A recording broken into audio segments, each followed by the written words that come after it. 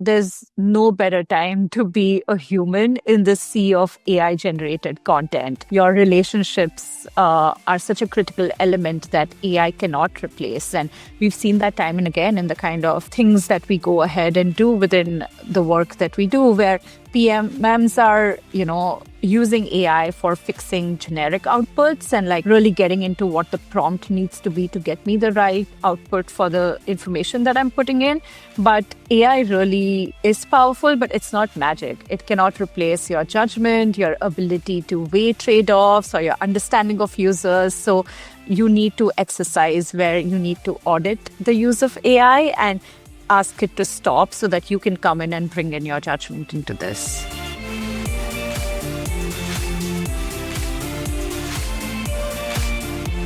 Hello, and welcome back to Product Marketing Life. I'm your host, Sid Kaitan, a Senior Product Marketing Manager at Beekeeper by Loomapps. Today, I'm joined by Maitri Sheth. Maitri, welcome to the show. Thanks, Sid. So happy to be here. Always been a fan of all the PMA podcasts and excited to finally make it to one. Yes. And I forgot to introduce you. Maitri was an early marketing hire at Gong on the product marketing team, but I feel like I can't do it justice. Would love for you to introduce yourself as well. Yeah, thank you. And you got it right. I feel like just a little background about myself. I've been in product marketing for over 6 years now, but always been a marketing girl. I started out in fashion and lifestyle marketing, very B2C focused. So I was launching brands like Gap, Estee Lauder, making their first impact in APAC. And my world back then was very different because it's B2C. But as I watched from the outside, I could see how B2B felt very dry and lifeless. Like all of the messaging that you see out there for products and technology was just so dry. And I think, that curiosity sort of led me to get into B2B just because I wanted to come in and change that and bring more clarity, color, sort of personality into how we talk about technology. So I got my master's in market data research, where I dove into user insights, learning about behavioral data. And that's really how I stumbled into product marketing. Right after my education, I was at an education tech startup and as their first product marketing hire. So I was really responsible for user needs, behaviors, implementing go-to-market tactics. And right after that, as you said, I was an early marketing hire at Gong. I was at Gong for almost 4 years. So really seeing the company scale to the 300 million plus ARR where it is at now, really seen it go through the whole hypergrowth phase. At Gong, I led the AI narrative for the platform team. So really a full stack PMM responsible for influencing the product roadmap, bringing all of the Gong AI and AI agents features to life. So didn't really take the front door into product marketing, but stitched together everything that I knew from B2C to like make it here in B2B tech SaaS. I love that. Yeah, that front door. I mean, it's like, to me, it just reminds me of those like Monsters Inc. front doors where you in the movie, you open it, it just takes you somewhere new. So with product marketing, it's very much a, tumultuous journey.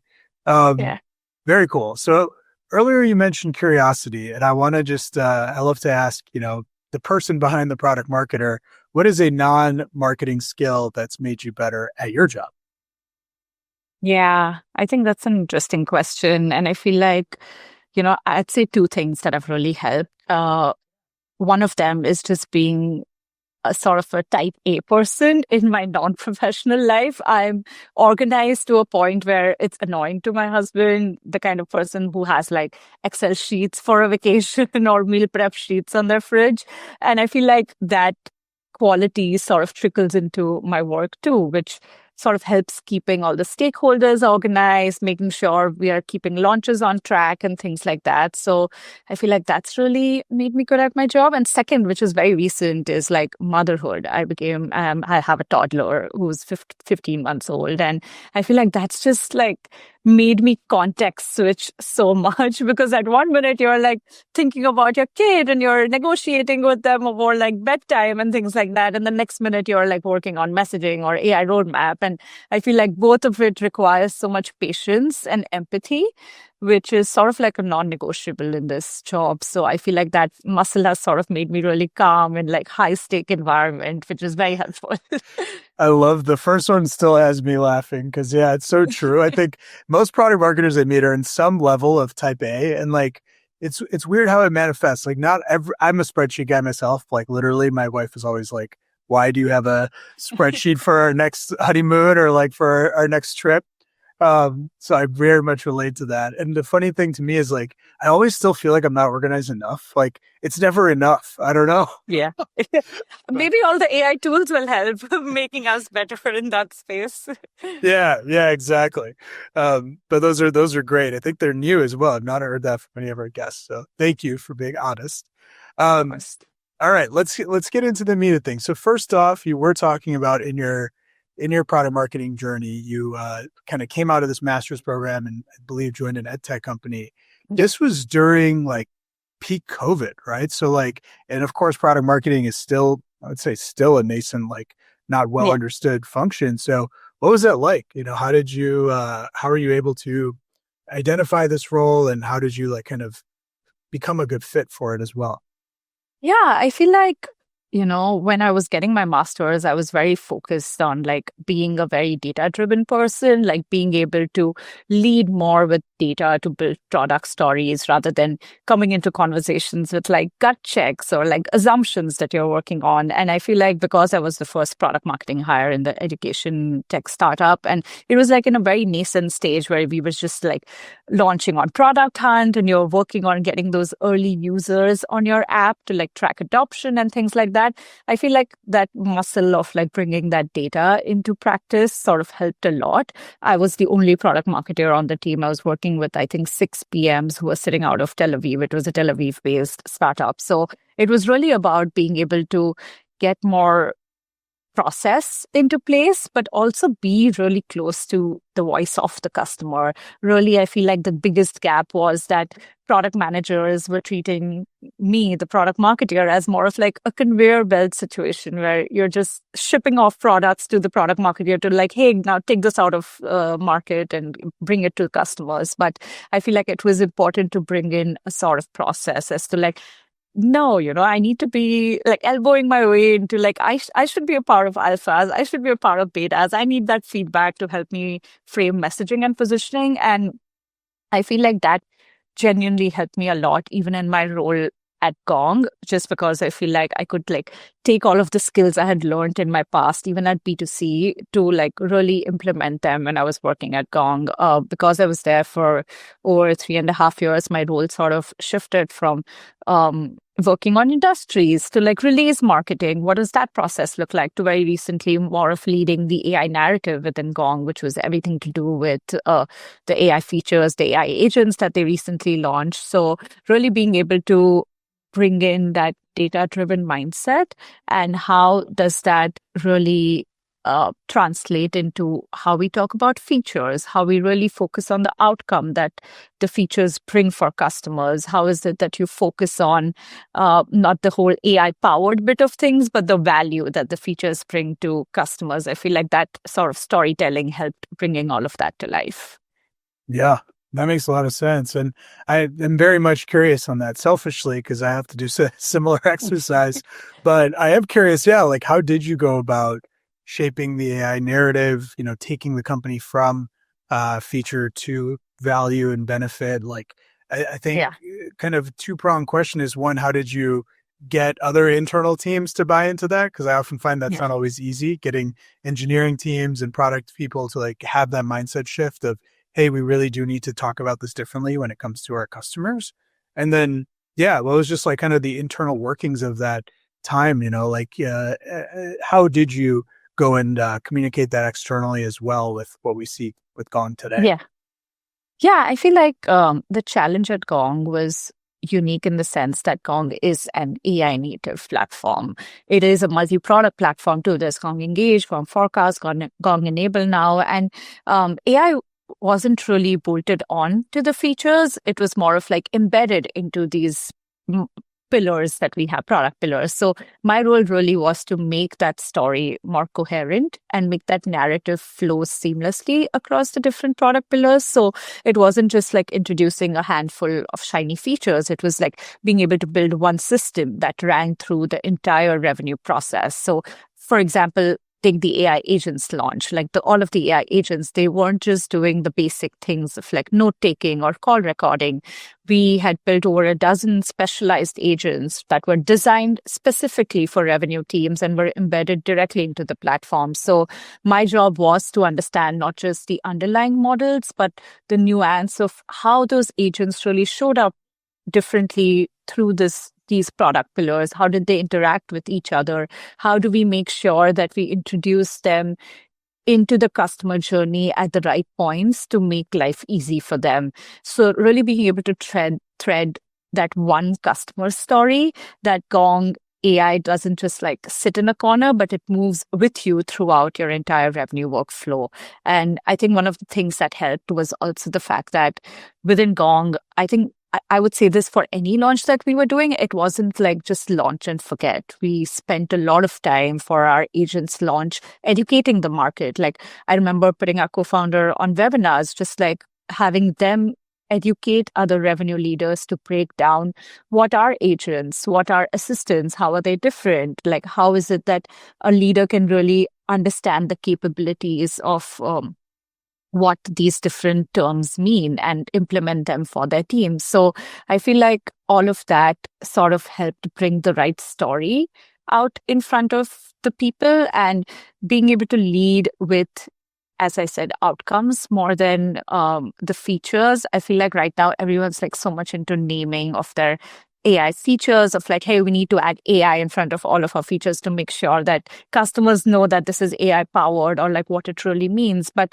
I think one of the things I would always ask my sales team about was like, hey, they asked about this AI feature, but like, what were they really trying to get to? Like, what was the challenge that we were hoping to solve for them? And when you really break it down in that sense, you do realize that a lot of your features probably cater to those pains, but it's just about being able to bring that value first before talking about how AI powered we are or what models really are underlying that help those features and things like that. And, convincing your PMs and engineers is, I think, a separate conversation altogether. I feel like there's a lot of like trust building that works into that. And I think my story with all of the PMs that I worked with was always, like I'm here to make sure that the products that you're building are used in the right sense with the customers. Like I'm here to like make your products shine in front of customers, make sure they're using it and they understand correctly how to use it within their team. So if you can build that trust and bridge that gap, that sort of helps them trust you with the kind of messaging that you're bringing to the table, or even if you want to take a unique take on how is it that you want to put this messaging in front of different customers. I really believe in involving my PMs into my messaging doc early on, so it doesn't come as a surprise as to like, hey, this is like a 6-page positioning doc I wrote, why don't you review it? But really sort of making them a part of each value pillar that I'm working with, each challenge that we're facing, especially if you're doing alphas and beta feedbacks together with your PMs. It sort of helps break down that silos and makes them very much a part of that process of putting that messaging together. That makes a lot of sense. And, you mentioned, I think you had multiple roles, including release marketing and others while you were at Gong. Like, it sounds like you were pretty, quote unquote, full stack as a PMM there. What was that like? Like, did you also look at pricing? And you mentioned adoption. Like, how did you get adoption from your customers? Things like that. I'm curious. Yeah. What did that look like from day to day? Yeah, I feel like full stack PMM is just like, it's like you're just scattered in terms of the number of things you have to do. Like one day you're sitting on like back-to-back win-loss calls and like digging into why we lost deals. And the next you'll be like briefing analysts about your product or like writing a press pitch. So, I really feel like there is like constant context switching that happens for full stack PMM. And it's sort of unique in the sense that you don't just own messaging or launches. You're literally owning the messy process that comes into the middle of these things about like rallying all stakeholders together, like really diving into the research to understand which of our customers are going to be most affected by this feature, or like how does this position really speak to them in that sense. Before we even go out there and talk to customers, maybe we need to educate and enable our sales team to talk to customers in the right way. So that's where, you stop being a marketing support, but more of like a strategic glue that holds the product, the market, and the customer together. I really feel like as a full stack PMM, you're responsible for messaging development, sales enablement, driving adoption. It's really about being able to have like laser focus on the kind of priorities that you're working on currently, and then catering to the right stakeholders in a way that speaks to those priorities to eventually see a product go out of the door. Yeah. And I feel like it's never been a better time to be a full stack PMM, just given that we now have the power of AI kind of at our fingertips. So yeah, I'd love to hear, whether that was at Gong or other places. How are you using AI in your workflows? Actually, I think I saw your Substack or read your Substack last week. It's a great article about just like how some PMMs are getting left behind and like some frameworks for how we can do it better. So yeah, I would love to hear from you, like what you see the problem space as and how you are using AI in your workflows. Yeah, I feel like, I feel very passionately about AI and how PMMs can really use it. And one of my hot takes to this is just like, how PMMs need to like stop thinking about AI as a collection of individual use cases and really start building integrated workflows. And I feel like product marketing has such a unique advantage in this space because we already sit at the intersection of product, sales, customer success. We really at our spot can see the full picture of how AI is being used or underused across the organization, or where AI can come in and like sort of delete those repeatable processes that are happening that's taking away time from everyone's calendars. So you're already, as a PMM, translating between technical and business teams. You're already bridging between departments. And now you can use those same skills to create a culture of AI collaboration within your team. So being able to like use AI within your workflows is something that all of us are trying to scramble around with and figure out our best use cases. I'll give an example from my work. Something that I've been seeing a lot of impact with is how I've set up a workflow where every close lost deal in my CRM automatically flows into Asana.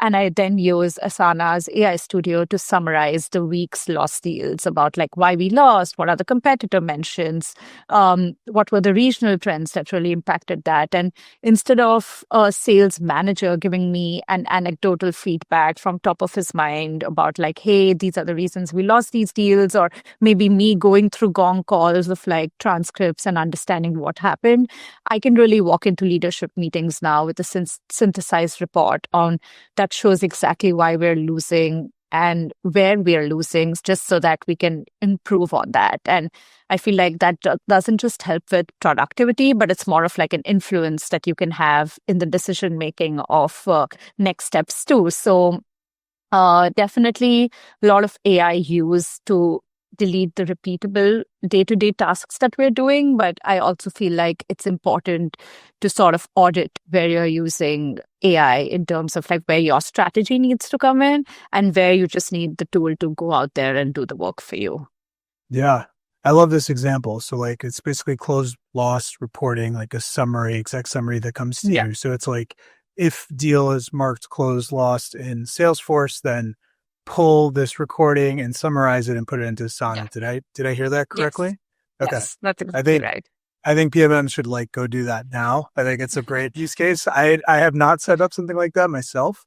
We have like competitive intel insights that we share with the company, and that's built off of Vertex AI. But like, yeah, this is a great use case that for some reason I'm not doing. So no, it's actually really easy. And I feel like my take to this is also that, and I think this is not a sort of problem I have with AI tools also, where they just stop at giving you an insight. They just tell you what needs to be done. But what next? Like, tell me how I can take this insight ahead and use this data to like go ahead in my workflow or make my process easier. And, a lot of tools don't intuitively tell you this, but you got to figure out how you can best synthesize that information, take that forward, share it with the right team members, just so that it helps you be more productive in the kind of things that you're doing. Yeah. Yeah. I think this is a great segue to something, you and I even discussed off camera, which is like, where do you find that balance and strike that balance between human judgment? And this is just something that, AI can handle for me. I think, it becomes kind of tricky. And the closed loss example is actually a good one. It's like, well, maybe I do need, I actually need this to feed me the data and the summary so that I can take it into my next meeting. Like, it kind of depends, but yeah, I'm curious kind of how do you strike that balance? Yeah, that's an interesting question, especially because I feel like, as I said, I see a lot of PMMs today use AI for two things. One is your day to day, which is your repeatable high volume tasks that you're using AI for. And B is the strategic side of things, where you're treating AI as an extension of the toolkit, of your PMM toolkit, which is really about like how AI can help you come in and gives you the right information, but eventually you're the one who takes that decision. I feel like a lot of advice you see around LinkedIn and tools like that is just about how AI is going to take over our jobs, or like, just AI is doing so much for us. Like, where does the value of PMMs really come in? And my take to that really is about how the human elements that an individual brings to this process, about your nuanced thinking, your relationship building when it comes to partner marketing or things like that, or even your strategic thinking, just becomes so much more important at this point. Your personality is what makes you unique. And even more important, your LLMs are ranking content based on original thought or deep expertise. So there's no better time to be a human in the sea of AI generated content.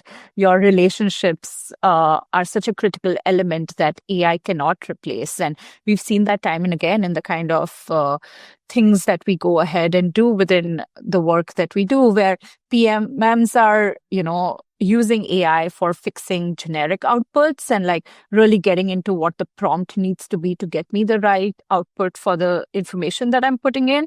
But AI really is powerful, but it's not magic. It cannot replace your judgment, your ability to weigh trade-offs, or your understanding of users. So that's where, you need to exercise, where you need to audit the use of AI and ask it to stop so that you can come in and bring in your judgment into this.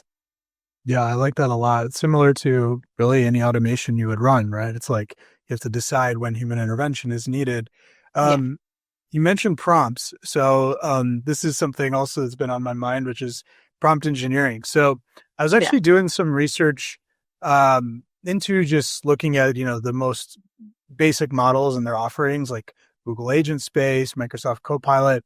And it was very interesting to me. Like I saw this research done that showed that prompt engineering, it can very significantly, I guess is pretty obvious, alter the costs of how much you're pulling from how much compute you're using from the models. So like, not only is it, save literally tangible money, but also, of course, if you prompt it better, you get a much higher quality output. So not only are you saving on inputs, which I think is something most people don't talk about, but you're also generating a much higher output if you have the right prompts.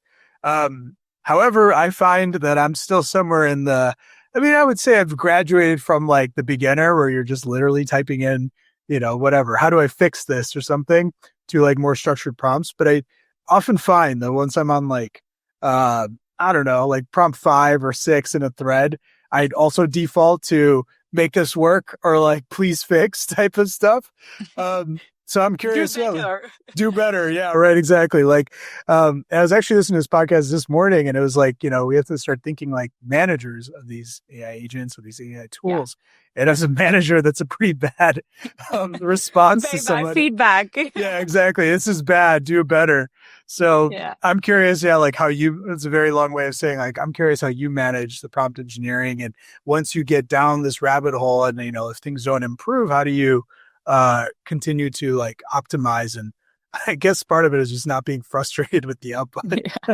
Yeah, no, this is so interesting, especially because I see so many people around me face this. And, like most of us now are using like a paid version of ChatGPT or Claude. But like earlier, when you weren't paying for it and you were just experimenting with it, there were only so many inputs you could give a chat before it like shut down for the next 24 hours for you. So you really got to be very precise in the kind of prompts that you're giving the tool. And I feel like the more that I've played around with these tools, the more I've understood like prompt engineering sounds very lofty and fancy and like inaccessible. But I think for PMMs, it's becomes really easy if you start treating that AI tool just as you would like try to understand a customer, where you're understanding the audience, the intent, and the outcome.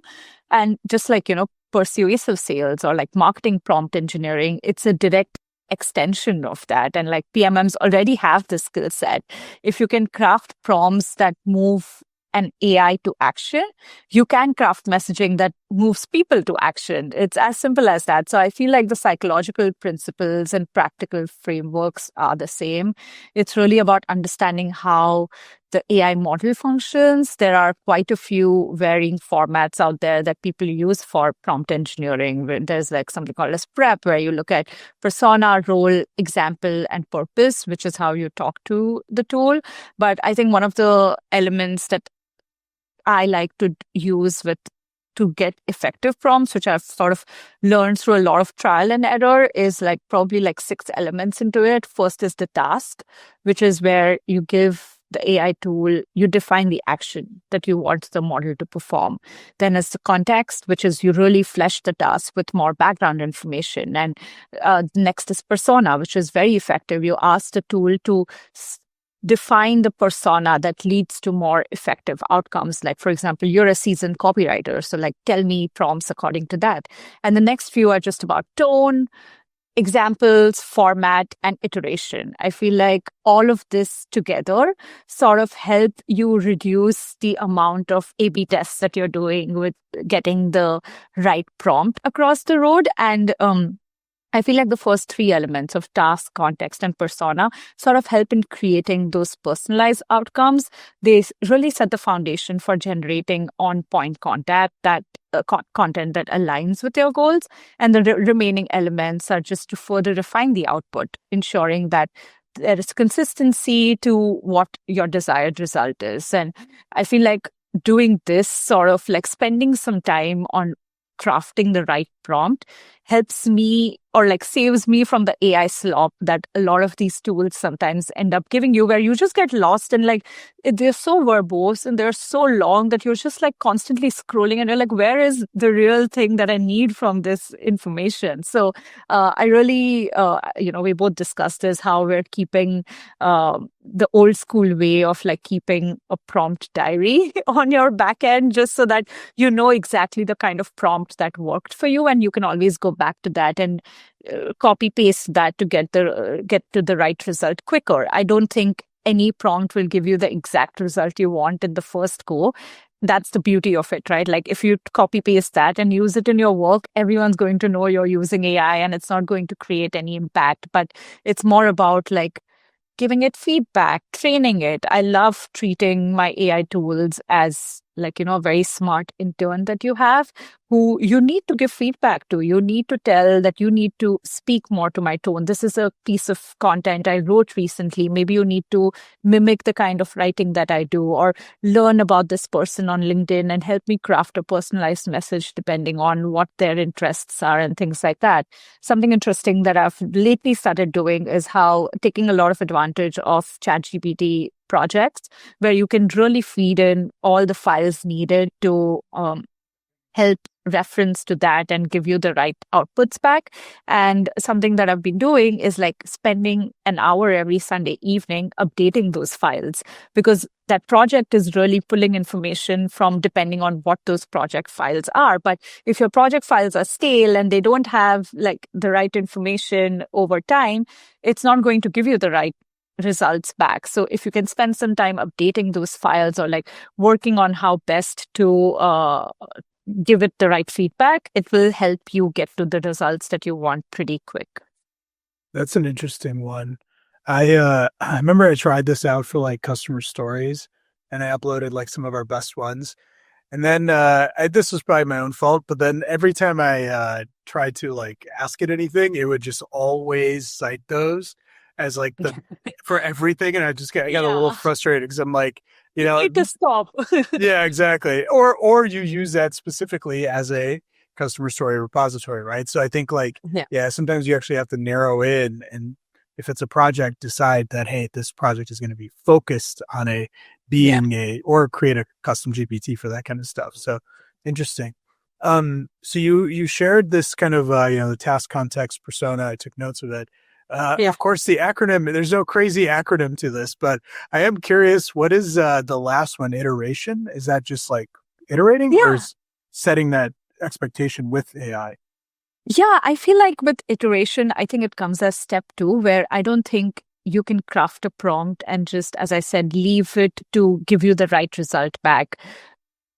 You can't expect perfection on the first try. You need to be able to refine your prompts based on the initial output. And, with iteration, I feel like that's an important step just in terms of knowing that this is not the kind of output that you can just go ahead and use in your daily workflow. You need to go back and even like give feedback to the project or the prompt, being like, hey, you did a good job here, and this is what the kind of language I want you to continue using. Or like, you used this word which sounds very AI, or you used an M dash again and have asked you not to use one. So, giving that sort of feedback to iterate upon the kind of results that the prompt gives you sort of helps me going back on that project and reworking on some other file, because it will always remember that, these iterations sort of play into the kind of inputs or the outputs you get later on also. Yeah, that makes a lot of sense. So we talked about the workflows, we talked about kind of the philosophy as well. But what are some of the tools you're using? The $1,000,000 question. What tools are you experimenting with? What should PMMs be experimenting with?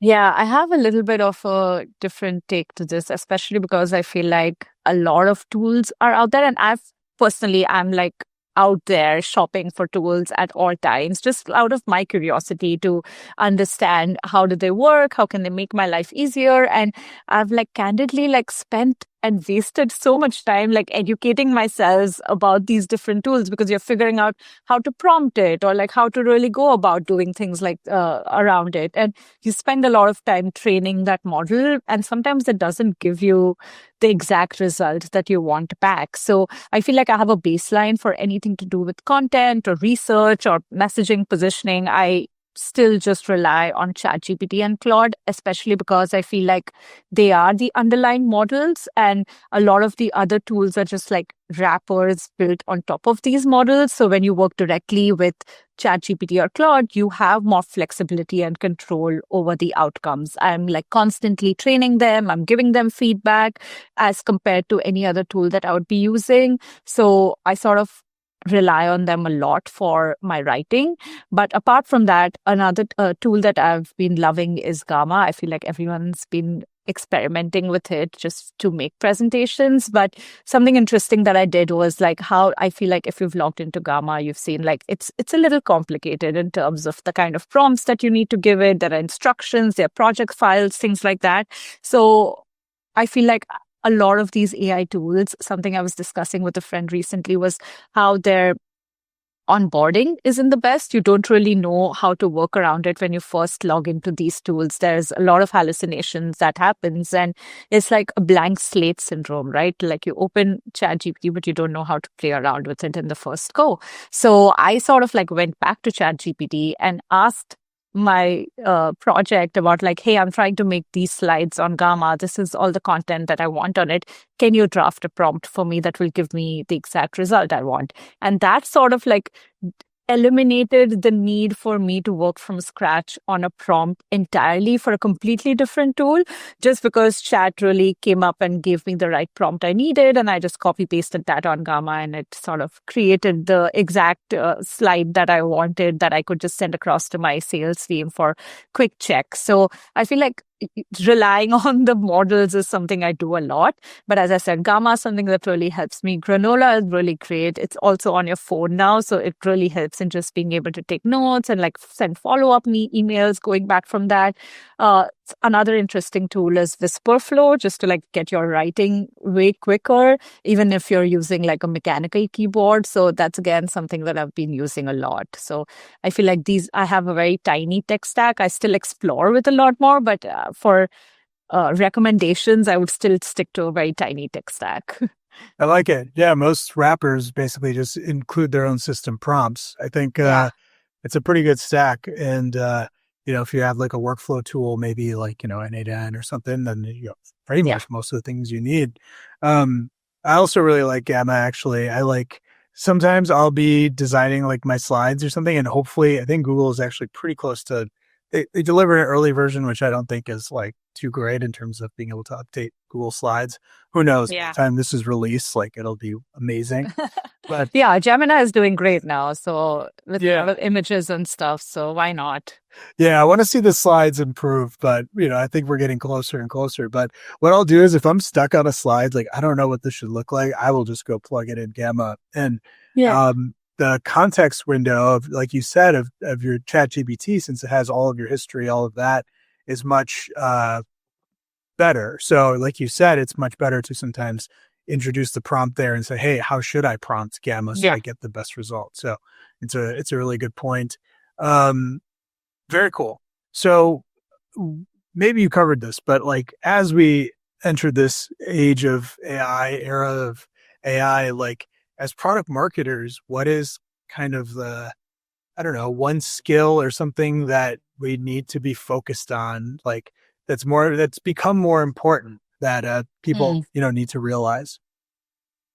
Yeah, I feel like, it's more than a hard skill, it's a soft skill that will really show up now. And one of the things that I've been reading a lot about is just having good taste and like really seeing how you can take the right output that AI gives and turn that into something that really sits well with customers. I feel like AI can generate outputs, but it has no palate.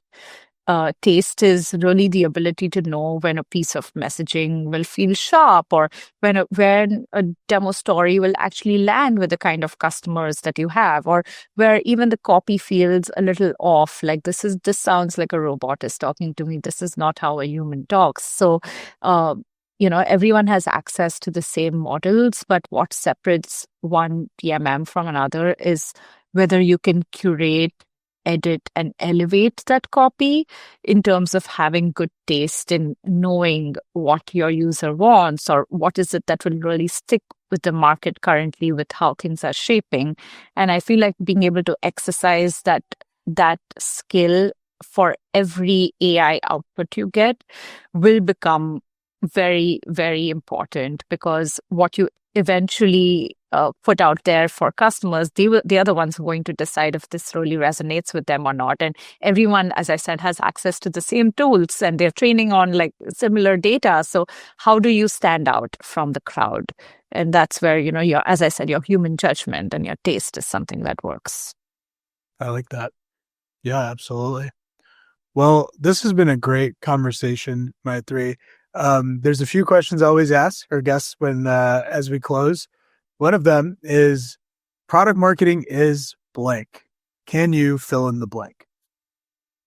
Yeah, I thought about this a little, and I feel like my answer to this is just like product marketing is bringing the right perspective to the table.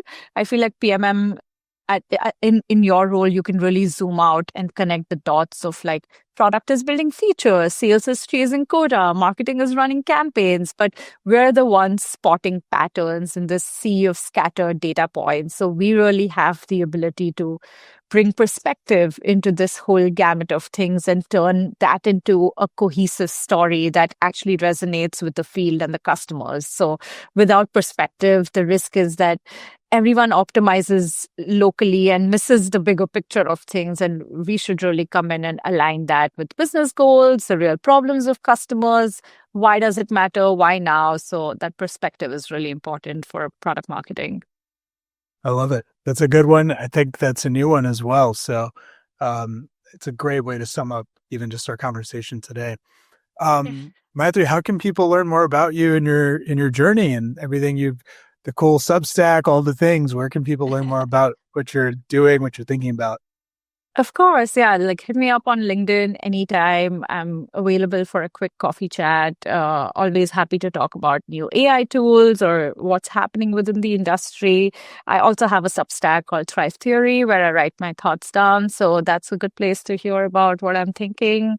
But yeah, very accessible for anyone wanting to learn more about product marketing or AI. Very cool. Well, thank you so much. It's been a pleasure. Great. Thank you so much. This was so lovely. I'm glad we got some time to speak about all of these things that are on top of mind for everyone. Exactly. For everyone still tuned in, thanks so much for listening. And if you enjoyed the podcast, please help us spread the word to other product marketers. Thanks again and have a great morning, afternoon, or evening, wherever you are.